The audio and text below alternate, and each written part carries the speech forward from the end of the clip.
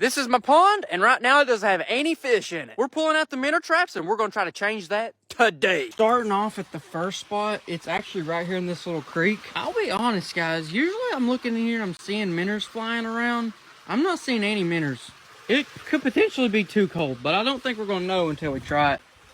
I didn't really think about it being too cold, but a pretty good rule of thumb is that the water temperature always takes longer to warm up than the air temperature. So I'm out here wearing a t-shirt, but those minnows could most definitely still be like frozen like an ice cube. So I don't know, we'll set the traps, we'll find out. I think if we leave them set for a whole day, it should give us pretty good ideas whether they're ready to be caught.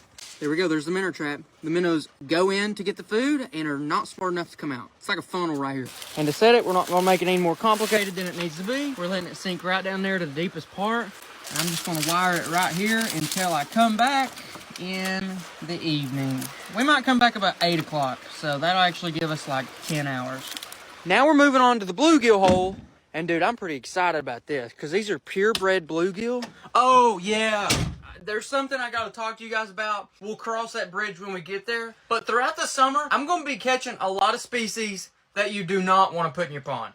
So stay tuned for that. I don't know when it'll happen, but there is some species that we will catch in the creek that you do not want to put in your pond. We gotta be real careful not to do that. But as for now, let's go to the spot where I know I can catch some legit bluegill. And this right here is the bluegill hole. Not exactly sure why there's always bluegill here, but there always is, and I ain't complaining. Twist it around a little bit, get it in the deepest part. Usually the deepest part, you're gonna have the best luck. That right there should be pretty good. All right, so we're checking the bluegill trap. My predictions, though, I don't know. I'd say the water's probably a little too cold. First trap, we got nothing. Let's go on to the next one. All right, guys, we're at the next hole.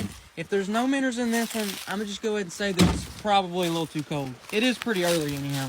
What do you think? Do you think we got any? No. I don't think we're gonna have any bluegill either way. I feel like it's still too cold.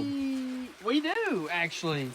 Hot dog, we got some. Let's check them out. Don't fall there, that's bad. I'm actually surprised we got this, what we did. However, I don't think it is the species that we're after.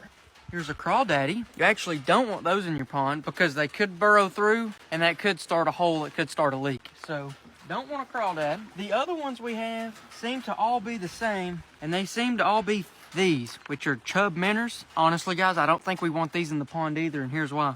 You can see once they get kind of big, they get a pretty big mouth. And what that's going to do is that means this fish is going to compete for the same food that our bass this size is going to be. So long story short, great bait, but you really don't want these in your pond. They're probably not going to hurt, but they're not really going to help.